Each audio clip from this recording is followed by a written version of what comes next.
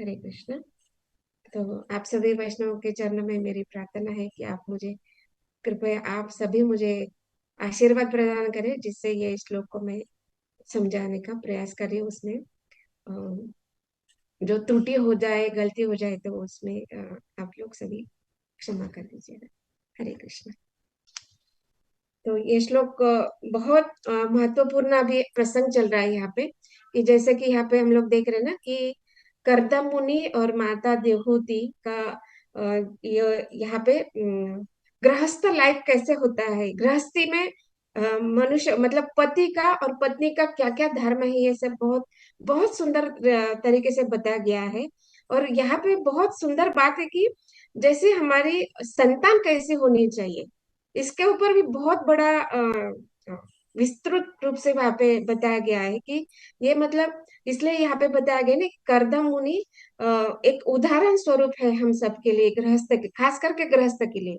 मतलब उनका जो पूरा अगर हम लोग लाइफ देखते हैं, शुरू से देखते हैं उनका कैसे उन्होंने ब्रह्मचर्य का पालन किया और कैसे गृहस्थी का पालन कर रहे हैं। उसके बाद आगे हम लोग देखेंगे कैसे वानप्रस्थ में वो सीधा जाके संन्यास आश्रम ग्रहण कर रहे हैं। तो मतलब ये बहुत बहुत महत्वपूर्ण है। और ये बहुत इसलिए कहा जाता है ना कि कोई भी अगर लेडी गृहस्थी में अगर वो गर्भ धारण किया हुआ है, तो उसको खास करके ये तीसरा स्कंद पढ़ने के लिए कहा जाता है, क्योंकि यहाँ पे बहुत महत्वपूर्ण बातें बताई गई कि पति और पत्नी का गर्भधारणा करने के समय में कैसा माइंडसेट होना चाहिए, और पति का क्या भाव होना चाहिए, पत्नी का क्या भाव होना चाहिए, और उसके अनुसार कैसी आगे संतान प्राप्त हो सकती है। और कैसे भाव होने से पुत्री प्राप्त होती है, क्या भाव होने से पुत्र प्राप्त होना होता है। तो ये बहुत महत्वपूर्ण है। और हम लोग देखते हैं कि इस्कॉन जैसे श्रील प्रभुपाद जैसे आचार्य ने ये स्थापना किया है, ये और इससे हम जुड़े हैं, तो ये हमारे लिए अत्यंत महत्वपूर्ण बन जाता है। तो ये मतलब प्रैक्टिकली हमें यहाँ पे सिखाया जा रहा है, और करदम मुनि और माता देवहूति बहुत प्रैक्टिकल उदाहरण यहाँ पे हम लोगों को प्रस्तुत कर रहे हैं। तो अभी देख रहे हैं कि कैसे उन्होंने करदम मुनि जो है वो बहुत बड़े योगी भी कहे गए हैं। तो उनका योग कैसा है, कौन सा योग है, जैसे कि हम जानते हैं ना बहुत अलग अलग प्रकार के योग है। तो मैं एक प्रश्न पूछना चाहूंगी आप सबसे कि ये करदम मुनि का जो योग बताया गया है, तो ये किस कैटेगरी में आता है या विशेष योग कहा गया है? तो ये कौन सा योग है? प्लीज आप अपना हाथ ऊपर उठाइए तो मैं पूछूंगी। किसको पता है? यस, योगिनी माता जी, प्लीज बताइए माता जी। वो ध्यान योग से भक्ति करते थे। ओके। यस। यस, ललिता माता जी। भक्ति योग है। हाँ। भक्ति योग, हाँ, कृष्ण अगर कॉन्शियसनेस। यस प्रिसाइजली अगर हम लोग इसका उत्तर देखते हैं तो ये भक्ति योग है। अगर ध्यान योग बोले, ध्यान योग के साथ भक्ति योग है तो वो मिश्रित हो जाता है। भक्ति योग में भी ध्यान होता है, लेकिन ध्यान योग कहा जाए तो वो केवल ध्यान वो परमात्मा पे करता है, तो वो ध्यान योगी कहा जाता है। और ध्यान के साथ यो भक्ति करता है, तो वो भक्ति मतलब भक्ति मिश्रित ध्यान योगी हो जाता है। समझ रहे हैं? तो इसलिए वो पूर्णता यहाँ पे जो करदम मुनि है, ये भक्ति योग में पूर्णता स्थित है। तो भक्ति योग में स्थित होने के बाद वो भक्ति योग में स्थित होने के साथ साथ वो ध्यान भी कर रहे हैं। तो इसके लिए सॉरी। तो यहाँ पे हम लोग देखते हैं ना शास्त्र में, जैसे भगवत गीता में बताया गया कि अलग अलग प्रकार के योग है। जैसे कर्म योग है, ध्यान योग है, ज्ञान योग है, अष्टांग योग है, और लास्ट में आता है भक्ति योग है। तो ये अलग अलग प्रकार के योग है। तो जैसे कर्म योग है, उसमें क्या होता है? कर्म करते हैं। जो शास्त्रों में बताया गया है वो अलग अलग कर्म करते हैं। तो उसमें क्या होता है? कर्म करने से जो विधि विधान के अनुसार, जो शास्त्र में बताया गया विधि विधान है, उसके अनुसार यज्ञ करते हैं या कुछ आराधना करते हैं, तो उसके अनुसार उनको फल प्राप्त होता है। तो ये कर्म योगी जो होते हैं वो फल की इच्छा से आराधना करते हैं या यज्ञ करते हैं। तो उनका फल की प्राप्ति क्या होता है? एक तो इंद्रिय तृप्ति होता है, और दूसरा उनके लिए सबसे श्रेष्ठ माना जाता है कि स्वर्गलोक की प्राप्ति करना चाहते हैं। दैट मीन्स वहां पे स्वर्गलोक भी अगर प्राप्ति है तो उनका एक ही इच्छा है कि इंद्रिय तृप्ति। हम्म, ये हो गया सकाम कर्मी या कर्मी योगी। उसके बाद आता है ध्यान योगी। तो ध्यान योगी क्या होता है, वो सकाम कर्मी से बढ़कर होता है, और वो जानता है कि सकाम कर्म से आगे बढ़ना है, और वो हमें क्या है, वो परमात्मा के ऊपर ध्यान लगाना है। हम्म, तो ध्यान योग से पहले आता है तो ध्यान योग में क्या होता है, वो परमात्मा के ऊपर ध्यान करता है, और वो जानता है कि परमात्मा हर जीव के अंदर स्थित है, अनुरूप में या साक्षी रूप में, परमात्मा रूप में वो हर जीव में भगवान स्थित है, यहाँ तक उसका ज्ञान होता है। और वो जो ध्यान योगी है वो परमात्मा तक पहुंच सकता है। उसके बाद आता है ज्ञान योगी। तो ज्ञान योगी क्या होता है, ज्ञान योगी ज्ञान से जानता है कि कैसे भगवान को, परमात्मा को हर जीव में देखा जा सकता है, हर जीव में हृदय में स्थित है, उसको देखा जा सकता है, और उसके ऊपर कैसे ध्यान लगाया जाता है, ये ज्ञानी जानता है। मतलब ध्यान भी लगाता है, वो उनको ज्ञान भी है कि कैसे परमात्मा को प्राप्त किया जा सकता है। तो वो उनका जो ज्ञानी का जो होता है वो सायुज्य मुक्ति प्राप्त कर सकते हैं। हम्म, और उसके आगे आता है अष्टांग योगी। तो 8 प्रकार के जो योग है उनके द्वारा वो अष्टांग योगी जो है भगवान को प्राप्त कर सकते हैं। तो उनको ये विशेष अष्टांग योग कहा जाता है, इसलिए क्योंकि अष्टांग योग में जब भक्ति की जाती है तो भक्ति के साथ ये याद रखें, ये जो योगी है, कर्म योगी, ध्यान योगी, ज्ञान योगी, अष्टांग योगी, इन सब करते हुए उनका अंदर भगवान के ऊपर पूरी तरह श्रद्धा होनी चाहिए। भक्ति के साथ श्रद्धा है तभी उनको फल की प्राप्ति होगी। अगर वो केवल कर्म कर रहा है तो उनको फल मिलेगा, इसका कोई विश्वास वहां पे नहीं बताया जा रहा है। अगर सकाम कर्मी है, वो कर्म कांड कर रहा है, यज्ञ कर रहा है, अनेक अनेक विधि विधानों का पालन कर रहा है, लेकिन अगर उसका भगवान के ऊपर विश्वास नहीं है, भगवान के ऊपर श्रद्धा नहीं है, तो उसके फल प्राप्ति होगी, इसका कोई विश्वास वहां पे नहीं बताया जाता है। तो मतलब ये कार्य योग करते हुए उनको भगवान के ऊपर श्रद्धा होनी ही चाहिए, तभी उनको फल प्राप्त हो सकता है। तो जैसे हम लोग अभी बात करें अष्टांग योगी, तो अष्टांग योगी जो है ये ज्ञानी से बढ़कर होता है। क्यों? क्योंकि ज्ञानी क्या साध्य क्या होता है, उसका जीवन का उद्देश्य क्या होता है कि हमें परमात्मा के ऊपर ध्यान करना है, और वो सायुज्य मुक्ति पाते हैं। जब वो भक्ति के साथ भगवान के ऊपर श्रद्धा करके योग करता है तो वो सायुज्य मुक्ति प्राप्त करते हैं। और जो अष्टांग योगी है वो 8 नियमों को पालन करते हुए, 8 योगों को पालन करते हुए, भगवान के ऊपर पूरी तरह श्रद्धा करते हुए उनका साध्य होता है सायुज्य मुक्ति। तो उनको सायुज्य मुक्ति प्राप्त होती, सॉरी, सायुज्य मुक्ति ज्ञान योगी का है। अष्टांग योगी के लिए शांत रस में उनको फल मिलता है, तो वो शांत रस तक पहुंच जाते हैं, इसलिए वो अष्टांग योगी है, विशेष कहा जाता है। क्योंकि उनको जो मुक्ति है वो इस तरह है, वो वैष्णव मुक्ति कहा गया है। और ये सायुज्य मुक्ति है, ये अवैष्णव कहा जाता है, क्योंकि वो भगवान के साथ एक ग्रुप होना चाहते हैं, भगवान में तदाकार होना चाहते हैं। तो भगवान में तदाकार नहीं हुआ जाता है, इसलिए वो सायुज्य मुक्ति अलग रखा जाता है। लेकिन अष्टांग योगी जो है वो क्या है, शांत रूप, मतलब ये जो 5 प्रकार जो जो रस है, वो रस में भगवान की डायरेक्ट सेवा कर सकता है।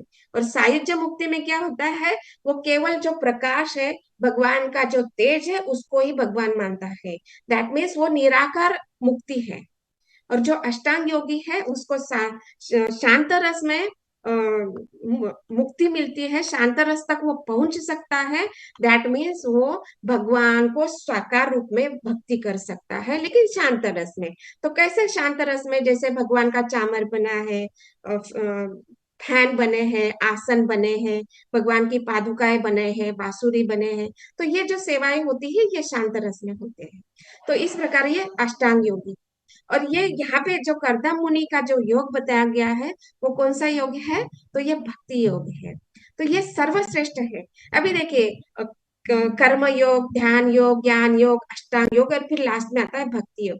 अभी यहाँ पे हमें ये देखना है कि ये जो योग है, ये जो लैडर है, तो ऐसा नहीं कि मैंने इस जन्म में सकाम कर्म किया, फिर आगे मैं ध्यान योग करूंगी, फिर ज्ञान योग करूंगी, फिर भक्ति योग करूंगी, ऐसा नहीं है। अगर इसी जन्म में आप पहले सकाम कर्मी हो, आपको वैष्णव मिल जाता है, तो आप सीधा भक्ति योग में जा सकते हो। तो ये मतलब स्टेप्स इसलिए कहा गया है कि कौन किससे बढ़कर है या कौन किससे श्रेष्ठ है, ये बताने के लिए ये लैडर बताया जाता है। लेकिन इसका अर्थ ये नहीं कि आप सकाम करने के बाद ही आप ज्ञान योग कर सकते हो, या ज्ञान योग के बाद ही आप ध्यान योग, या उसके बाद ही आप अष्टांग योग कर सकते हो। ऐसा कोई यहाँ पे नियम नहीं बताया गया। हम्म, तो आप सीधे अगर सकाम कर्मी हो और सीधा आप अष्टांग योग में योग करना चाहते हो, और या भक्ति योग में करना चाहते हैं, तो वो कर सकते हैं। ऐसा कोई इसके लिए ये नियम नहीं। इसलिए हम लोग देखते हैं ना, क्योंकि ये सब आचार्य जानते हैं, इसलिए तो हमें ये सब दिया गया ना, कि शास्त्र दिया गया है। जैसे श्रील प्रभुपाद जी ने तो देखा है ना कि अ, आचार्य क्या होते हैं ना, उनके पास दूरदृष्टि होती है। वो देख सकते हैं कि आगे क्या होने वाला है, भविष्य में क्या होने वाला है। वो भूतकाल तो जानते हैं, साथ में वर्तमान को भी समझते हैं बहुत अच्छी तरह से, और भविष्य में क्या होने वाला है या क्या हो सकता है, और उसके लिए हमें क्या स्टेप्स उठाने चाहिए, क्या करना चाहिए। जो पतित जीव है उनका उद्धार के लिए क्या करना चाहिए, अलग अलग योनि में जीव घूम रहा है, उसके लिए क्या करना चाहिए, तो ये आचार्य जानते हैं। तो इसलिए श्रील प्रभुपाद जी ने ये जो शास्त्र है हमें लिखित स्वरूप में दिया है, और ये हम यहाँ पे कर रहे हैं। तो जैसे हम लोग देखते हैं ना कि बहुत सारे जो हम लोग इस्कॉन से जुड़े हुए हैं, इस संस्था से जुड़े हुए हैं, तो कोई हो सकता है कि बहुत बहुत अलग अलग योग करके आए हैं, पॉसिबिलिटी है। और ये बहुत वो लोग भी जान, और कुछ ऐसे भी है कि सीधा भक्ति में आ गए, आए हैं ना, जैसे मेरे जैसा जीव है। मैं तो नास्तिक थे, मैं कुछ नहीं खाती, मतलब कुछ भगवान के बारे में या देवी देव, यहाँ भगवान को छोड़ो, मैं देवी देवता के भी पूजा अर्चना नहीं करती। लेकिन जैसे इस्कॉन से जुड़ गए, सीधा भक्ति योग में जुड़ गए हैं। तो मतलब यहाँ पे यह बताना है कि ये जो योगा लैडर है, तो ऐसा कोई रूल नहीं है कि आपको ये करना है, उसके बाद वो, इसका बाद वो, ऐसे नहीं। आप सीधा भक्ति योग, मतलब जैसे एक सीढ़ी है, एक जगह पे सीढ़ी है, तो बहुत बड़ा बिल्डिंग है ना, तो बिल्डिंग में क्या सीढ़ियां भी होती है और एलिवेटर भी होता है, तो हमें चूज करना है सीढ़ियों से जाना है या एलिवेटर से जाना है। तो इसलिए यहाँ पे ये बताया गया है। और यहाँ पे हम लोग देखते हैं कि करदम मुनि जो है भक्ति योग में स्थित है। और हम लोगों ने देखा ना कि कैसे कैसे उन्होंने भक्ति योग के बल पर क्या क्या किया है। हम्म तो जैसे देखते हैं ना कि भक्ति योग के ऊपर उन्होंने क्या क्या किया है। जैसे हम लोगों ने ये बहुत अध्याय बहुत अच्छे से समझने का प्रयास किया है। तो अपने गृहस्थी लाइफ के लिए, जैसे माता देवहूति ने इच्छा व्यक्त की कि अभी मुझे पुत्र प्राप्ति या संतान प्राप्ति की इच्छा है। तो अभी जैसे करदम मुनि ने, हम लोगों ने देखा ना कि वो पूर्णता 100% क्या है, शुद्ध सतोगुण में स्थित है। और ऐसे स्थिति में उनके मन में कोई भाव जगेगा ही नहीं, काम के लिए कोई भाव आएगा उनके मन में नहीं आएगा, क्योंकि उनका मन, बुद्धि, अहंकार पूरा पूरा नियंत्रित है। हम्म? और वो कैसे है, योग माया, जो दिव्य प्रकृति है भगवान की, वो योग माया में पूरी तरह स्थित है। तो उनके ऊपर ये जो बहिरंगा माया है, जो महामाया, उसका कोई अब प्रभाव होने वाला है नहीं, होने वाला। क्योंकि ये जो इंद्रिय का भाव जो है, ये बहिरंगा प्रकृति का स्वभाव है।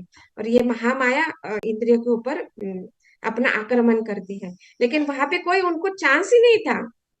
महामाया को कोई चांस ही नहीं था, क्योंकि वो योग माया के ऊपर संरक्षण, योग माया के संरक्षण में है ना करदम मुनि। तो अभी इसलिए उन्होंने अपनी योग शक्ति के बल पर इतना सारा उन्होंने महल बनाया। क्यों बनाया, क्योंकि माता देवहूति चाहती थी कि अभी संतान उत्पत्ति करनी है, तो उसके लिए घर होना चाहिए। तो घर कैसे होना चाहिए, तो मतलब कोई अगर बाहर जाके किसी को बोलेंगे कि कोई हमारे वैष्णव परंपरा में ऐसे भी योगी होते हैं, भक्ति योगी, कि ऐसे ऐसे महल हवा में बना सकते हैं। और कैसा महल है वो, क्या है इसकी विशेषता, कौन बताना चाहेगा। आप लोग शख्स एक एक पॉइंट बता सकते हैं उस महल की विशेषता। ये सुधरंगा माता जी। उस हवा महल से कहीं भी जा सकते थे पूरे यूनिवर्स में। इसीलिए वो मेरू पर्वत और मतलब आसपास जितना भी जगह था वो सभी जगह गए। हम्म, हरी बोल। और कौन बताना चाहेगा इसमें, कौन ऐड करना चाहेगा? बहुत सारे सुंदर सुंदर विशेषता वहां पे बताई गई। यस, शांति लता माता जी।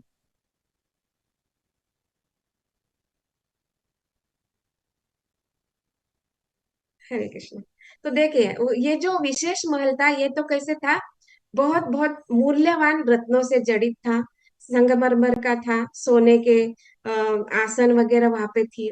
सब सारी वस्तुएं, मतलब उसको कोई हम लोग इमेजिन नहीं कर सकते। और सबसे बड़ी विशेषता यह थी ना कि वो इच्छा के अनुसार चलता था। उस जो हवा महल है उसमें मतलब एक प्रकार को विमान ही बताया गया है। और ऐसा विमान यहाँ पे कोई भौतिक व्यक्ति सोच भी नहीं सकता, ऐसा विमान वहां पे बनाया गया। हम्म, और वो विमान में ऐसे था कि वो जिस व्यक्ति जो व्यक्ति उसमें बैठा है उसके मन की इच्छा के अनुसार वो विमान कहीं पे भी जा सकता। और कहीं पे भी मतलब उसके लिए वो कोई लिमिटेशन नहीं था, पूरी ब्रह्मांड में वो घूम सकते थे। और उसकी और एक विशेषता यह है कि जैसे हम लोग देखते हैं जो देवताओं के पास भी शक्ति है, लेकिन देवता कहे जाते हैं मनुष्य से श्रेष्ठ कहे जाते हैं। और वो स्वर्ग लोक में रहते हैं या अलग अलग उनके लोक भी है देवताओं के। लेकिन उनका क्या है कि वो जो देवता है वो सीमित कक्षा के अंदर ही वो घूम सकते हैं। हम्म, जैसे सूर्य लोक है तो वो केवल अपने लोक में ही घूम सकता है। जो चंद्रमा है वो अपनी कक्षा में ही घूम सकता है। वो अपनी कक्षा छोड़कर सूर्य लोक के अंदर प्रवेश नहीं कर सकता, या चंद्रलोक सूर्य लोक में नहीं जा सकता और सूर्य लोक भी चंद्र लोक में नहीं जा सकता। लेकिन यहाँ पे हम लोग देख रहे हैं कि यह भक्ति योग की ऐसी शक्ति है कि एक जो जीव है या इस जगत में वो भक्ति योग के द्वारा, योग के द्वारा इतना उनको शक्ति प्राप्त होता है कि वो भगवान के जैसा एक महल बना सकते हैं, वो क्रिएशन कर सकते हैं। विमान का, घर का जो इच्छा है उसके तरह वो कर सकते हैं। और वो अपनी इच्छा के अनुसार पूरे ब्रह्मांड में भी कहीं भी घूम सकते हैं। हाँ? जैसे कि बहुत सारे उदाहरण है। जैसे हम लोग देखते हैं देवर्षि नारद है, अपनी इच्छा के अनुसार ब्रह्मांड में कहीं भी जा सकते हैं। दुर्वासा मुनि है, वो अपनी इच्छा के अनुसार एक लोक से दूसरे लोक में जा सकते हैं, यहाँ जा सकते हैं, भगवान के धाम में भी जा सकते हैं। तो ये भक्ति योग का यही विशेषता यहाँ पे बताई गई है। और ये इसलिए यहाँ पे भक्ति योग इतना महत्वपूर्ण है। और इसलिए यहाँ पे हमें ये उदाहरण दिया गया है कि करदम मुनि के स्वरूप में कि ये भक्ति योग कितना इंपॉर्टेंट है, ये प्रभुपाद यहाँ पे हमें बता रहे हैं। अभी ये ये हो गया। अभी यहाँ पे हम लोग भक्ति योग का उदाहरण ये देख रहे हैं कि कैसे भक्ति योग महत्वपूर्ण है। अभी ये भक्ति योग में स्थित होते हुए उन्होंने क्या किया, अपना गृहस्थी का भी पालन कर रहे हैं। तो मतलब पत्नी के लिए हमारा क्या कर्तव्य है वो भी आचरण से सिखा रहे हैं कि घर होना चाहिए, कैसे सजावट होनी चाहिए, कैसे दासियां होनी चाहिए, कैसी सुख सुविधा होनी चाहिए, और कैसे संतान उत्पन्न होनी चाहिए।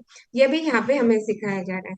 तो जैसे अभी वो भगवान के भक्त है, भगवान के जैसे ही शक्ति रखते हैं, लेकिन वो भगवान नहीं बन सकते क्योंकि भगवान तो अचिंत्य है। कैसे? जैसे अभी करदम मुनि यहाँ पे अपने आप को 9 रूपों में विस्तारित कर सकते हैं।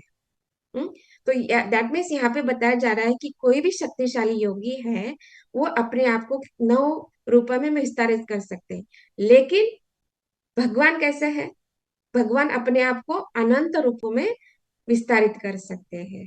तो इसलिए उनको हम ये क्यों बताया जा रहा है, क्योंकि यहाँ पे हम लोग देखते हैं ना इस जगत में, हाँ कोई किसी ने भस्म से सोना निकाल दिया तो उसको हाँ ये भगवान है, ये भगवान है करके ऐसे हम लोग उनको भगवान मानते हैं।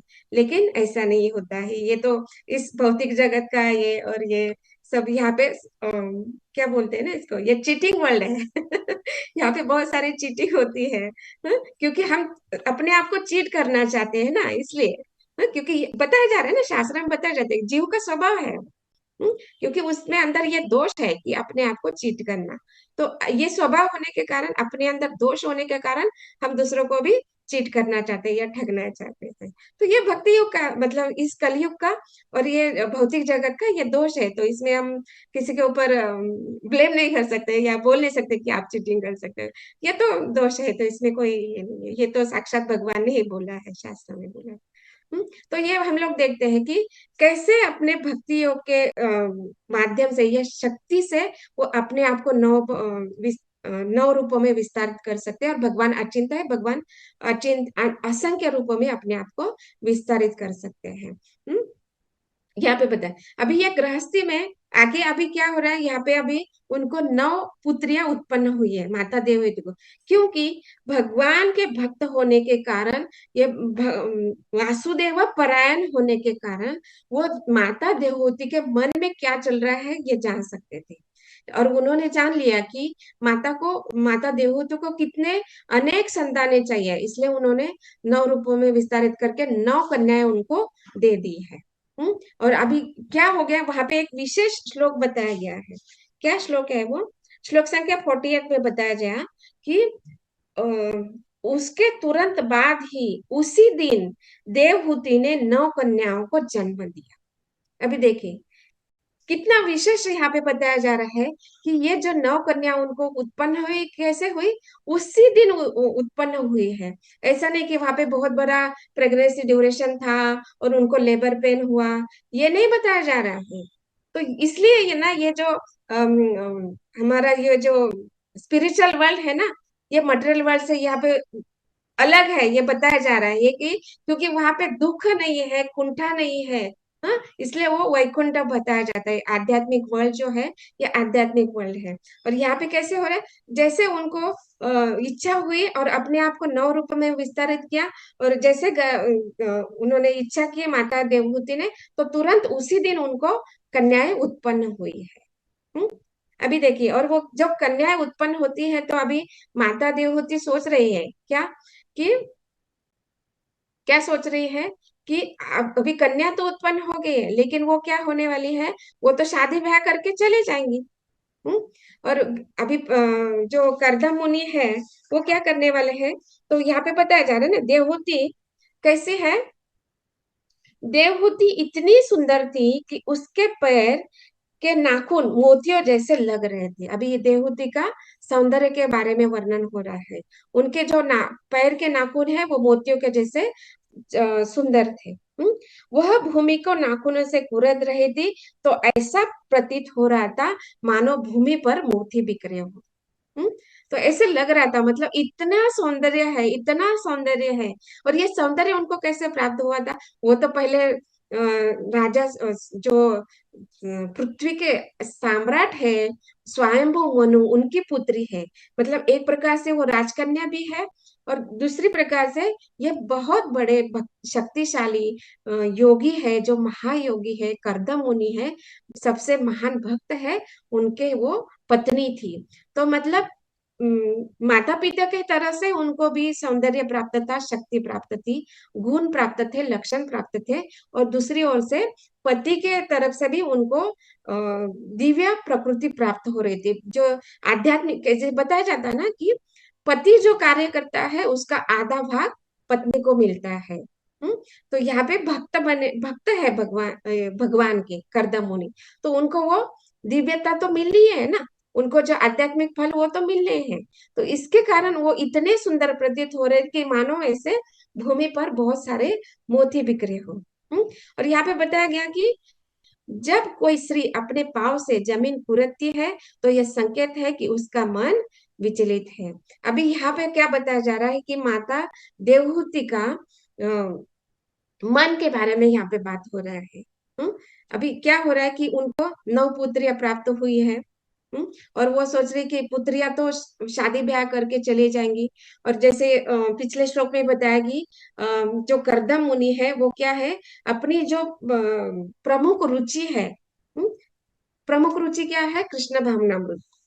वो कृष्ण भावनामृत को वो प्राप्त करना चाहते, भगवान को प्राप्त चाहते, भगवान की प्रेम में प्राप्त करना चाहते, तो वो अभी गृहस्थी में नहीं फंसना चाहते हैं। और इससे कितने जल्दी निकल सकते हैं उतना वो प्रयास वहां पे निकलना चाहते हैं। और अभी माता देवहूति को पता चला कि अभी तो उन्होंने बताया था कि जैसे संतान प्राप्त हो जाएगी मैं चला जाऊंगा। लेकिन अभी ये हो रहा है कि अभी 9 पुत्रियां है, अभी तो मेरे पास कोई पुत्र नहीं है, तो मेरा मुक्ति कैसे होगा।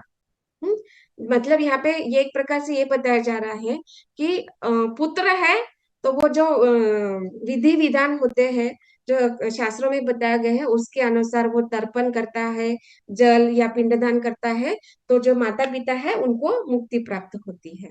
और यहाँ पे माता देवहूति सोच रही है कि मुझे तो 9 कन्याएं प्राप्त हुए, यहाँ पे मेरे पास कोई पुत्र नहीं है। और मुनि बोल रहे हैं कि मैं अभी वानप्रस्थ में या घर छोड़ के मैं संन्यास आश्रम ग्रहण करने वाला हूँ। हम्म, तो इसलिए उनका मन वहां पे विचलित हो गया। अभी देखिए जैसे उन्होंने सोचा कि करदम मुनि निकल जाने वाले हैं, तो दैट मीन्स एक बार चले गए, ऐसे संन्यास आश्रम का ऐसा है, वानप्रस्थ में ऐसा होता है कि पति पत्नी दोनों एक साथ रह सकते हैं। हाँ, लेकिन वहां पे उनका कार्य होता है गृहस्थी के जैसा जीवन नहीं जी सकते वो। उनको अलग रहना होता है। और वो केवल जैसे पति का सेवा कर सकती है, कैसे सेवा कर सकती है, कपड़े धोना, उनके लिए भोजन बनाना, ऐसी सेवा कर सकती है, लेकिन वो कुछ टाइम के लिए ही होता है। और जब वो वानप्रस्थ से वो पूरा स्थित हो जाते हैं तो नेक्स्ट अवस्था आता है संन्यास आश्रम। तो संन्यास आश्रम लेने के लिए वहां पे एक बार चला गया तो वो जो व्यक्ति घर छोड़ के चला जाता है तो वो वापस नहीं आता है। अभी तो माता देवहूति का पता है कि ऐसे महात्मा है कि ये वानप्रस्थ नहीं लेने वाले, ये सीधा संन्यास आश्रम में जाने वाले। हम्म ये गृहस्थ के बाद सीधा संन्यास आश्रम में जाने वाले और ये वापस नहीं आने वाले, तो मेरे मुक्ति कैसे होगी, मेरा क्या होगा। तो इसलिए वो सोच रहे कि अभी क्या होगा, और इसके लिए और थोड़ा लज्जावश या भयवश वो कुछ बोल नहीं पा रहे हैं माता देवहूति। और इसलिए कहा गया कि वो उनका मन विचलित हुआ है और अपनी पैरों के नाखूनों से वो भूमि की कुरेद रही है। और ऐसे ही संकेत हमें कहाँ पे मिलते हैं, यहाँ पे श्रील प्रभुपाद तात्पर्य में बताते हैं कि ऐसे ही संकेत कभी कभी गोपियां श्री कृष्ण के समक्ष प्रकट करती थी। जब गोपियां अर्धरात्रि के समय श्री कृष्ण के पास गई तो उन्होंने उनसे अपने अपने घरों को जाने के लिए कहा। अभी देखिए ये कैसे यहाँ पे बताया जा रहा है ना कि ये जो मन का भाव है ये कैसा है। अभी माता देवहूति का मन का भाव क्या है कि अगर ये जो मुनि है एक बार चले गए तो वो वापस नहीं आने वाले, और मेरे पास कोई पुत्र भी नहीं है, अभी तक कोई पुत्र नहीं हुआ था उनका, राइट। तो इसलिए वो उनमें मन में थोड़ा विचलन था। और यहाँ पे बताया जा रहा है कि ये जो गोपिया का जो भाव यहाँ पे बताया जा रहा है, प्रभुपाद जी तात्पर्य में लिख रहे हैं कि गोपियां जब भगवान कृष्ण को मिलने जाती थी, और ये कौन सा समय बताया गया था कि अर्धरात्रि के समय में। और रात हाँ, और रात्रि के समय में क्या होता है, खास करके अपने पति के लिए सेवा करनी होती है, बच्चों की सेवा करनी होती है, सास ससुर की सेवा करनी होती है, और ये सब सेवाएं छोड़ के वो आई है। और दूसरा ये है कि समाज का भी हमें वहां पे ध्यान रखना होता है, जो हमारे जो रीति रिवाज है उसका भी ध्यान होता है, रखना होता है। और जैसे कि ये सतयुग में, ये सॉरी जो द्वापर युग में जो लीलाएं हो रही है, तो वहां पे भी समाज के अलग अलग नियम होते हैं। और एक बार ऐसे होता है ना कि स्त्री को कैसे होता है, पति पहले तो पिता, पति और पुत्र के संरक्षण में रहना होता है शास्त्रों के अनुसार। और यहाँ पे क्या हो रहा है, ये जब भगवान, मतलब यहाँ पे देखिए ना कैसे भगवान एक प्रकार से कहे जाते हैं ना, भगवान कैसे छेड़ते हैं ये गोपियों को। हम्म कि मतलब कैसे उनको सताते हैं गोपियों को एक प्रकार से, कि एक तो बुलाते हैं बांसुरी बजाकर। और हम सब जानते हैं भगवान के पास अलग अलग प्रकार के बांसुरियां हैं, कुछ मुरली कही जाती है, कुछ वेणु कही जाती है, कुछ बांसुरी कही जाती है। तो उसमें क्या होता है, तो गोपियों को बुलाने के लिए वो विशेष प्रकार के वो धुन बजाते हैं। और उसमें क्या होता है, वो अलग अलग गोपियों का नाम पुकारते हैं। अभी अगर मैं किसी का नाम पुकारती हूँ तो आप तो देखेंगे ना कि हाँ मुझे पुकारा है, तो एटलीस्ट आप देखेंगे, या फिर किसी का कैमरा बंद है तो ऑन करेंगे। हम्म तो अभी सोचिए ये अर्धरात्रि के समय में भगवान बांसुरी बजा रहे हैं और उसमें एक एक गोपियों का नाम पुकार रहे हैं। तो इस भौतिक जगत में अगर मैं किसी का नाम पुकारती हूँ तो तुरंत हम देखते हैं ना। और यहाँ पे क्या हो रहा है, वहां पे भगवान बुला रहे हैं, तो कौन घर में रुकेगा माता जी, कोई रुकेगा क्या वहां पे? और साक्षात भगवान श्री कृष्ण बुला रहे हैं। और सब भगवान कृष्ण तो कैसे है, ऑल अट्रैक्टिव है, सर्वाकर्षक है। और उनके छोड़ के कोई नहीं रहना चाहता है। मतलब ये ब्रज का भाव है ना, ये बहुत विशेष है, बहुत विशेष है, मतलब पूरा आध्यात्मिक है। और जैसे ये तो ऐसा है, खास करके उनको नामों से पुकारा जा सकता है। तो कोई भी गोपी अपने घर में नहीं रुक सकती थी, उनके पैर घर में रुक ही नहीं सकते थे। वो जिस अवस्था में है, उसी अवस्था में बच्चों को दूध पिला रही है, उसको छोड़ के पति को खाना खिला रही है, उसको छोड़ के सास ससुर का पैर दबा रही है, सेवा कर रही, वो सब कार्य छोड़ के, लोक लाज को छोड़ के भगवान की ओर दौड़ पड़ती है। और ये कितना विशेष यहाँ पे बताया गया है। और वहां जाने के बाद क्या हो रहा है, भगवान कैसे छेड़ते हैं उनको। अरे हाँ, आप लोग इतने रात्रि में आए हो, यमुना में स्नान करने के लिए आई हो क्या, या कुछ फूल लेने के लिए आई हो, या कुछ आपको ईंधन वगैरह के लिए लकड़ी वगैरह लेने के लिए आई हो क्या? ऐसे भगवान उनको छेड़ते हैं। और मानो ऐसे बोलते हैं कि हाँ मैंने तो कोई, मतलब जैसे बोलते हैं ना, क्या बोलते हैं उसको, कि बुलाते हैं और मतलब पुकारते हो आने के लिए, और बोलते हो कि नहीं मैंने नहीं बुलाया आपको।